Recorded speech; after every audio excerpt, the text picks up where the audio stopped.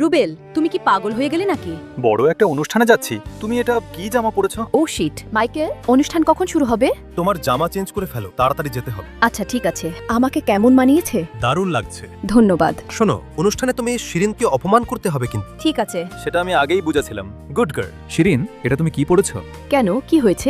লাল colour dress change করে আসো। ঠিক আছে। শিরিন, 1 মিনিট দাঁড়াও তো। কি হয়েছে বলো তো, শুধু আমার সময় নষ্ট করছো। আজকে অনুষ্ঠানে না গেলে হয় না। এই তুমি সরো তো। আবার এটা তুমি কি পরেছো? কেন, কি হলো আবার? বড় অনুষ্ঠানে এসব পোশাক পরে নাকি কেউ? না না, চলবে না, আবার চেঞ্জ করো। চেঞ্জ চেঞ্জ চেঞ্জ, যাও যাও। তোমার কি শুধু এই ধরনেরই জামা আছে, আর কোনো জামা নেই? শিরিন, তুমি কি পাগল হয়ে গেছো? আমার এমনিতে অনেক দেরি হয়ে যাচ্ছে। তুমি এমন কি খেয়ে পরে রেখেছো যে তোমাকে যেতেই হবে? আমি যাই, আমার দেরি হয়ে যাচ্ছে। শিরিন, আমি বলছি তুমি যাবে না। আর আমি যাবই। তোমার আবার কি হলো? আমাকে রুবেল শিখিয়ে দিয়েছে এসব করার জন্য।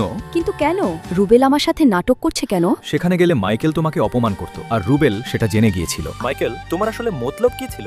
আসলে শিরিন আমার উপরের পদে আছে, আমার সহ্য হচ্ছিল না, কিন্তু আমি আমার ভুল বুঝতে পারছি আর ক্ষমা চাইতে এসেছি। তোকে আজ, রুবেল, তুমি এসব কথা আগে বললে না কেন? কারণ সেটা তুমি বিশ্বাস করতে না ওর কথা শুনতে। তাহলে জামাই পানি ফেলেছিলে কেন? সেটা ওর জন্য, যাতে তুমি যেতে না পারো। আমাকে ক্ষমা করে দাও শিরিন, প্লিজ। সামান্য এই কথাটার জন্য আমি এত কষ্ট পেলাম।